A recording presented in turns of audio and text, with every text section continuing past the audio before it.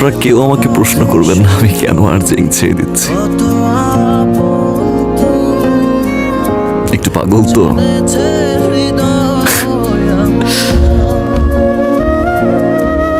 শুধু এতটুকুই বলবো,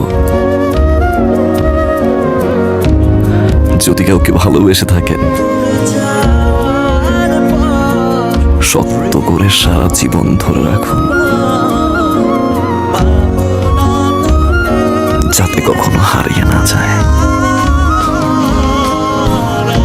শুনছেন রেডিও আমার 88.4 FM। ভালোবাসা কাটে না রেখো, আমি তো আমার আছি, তুই আছিস তো।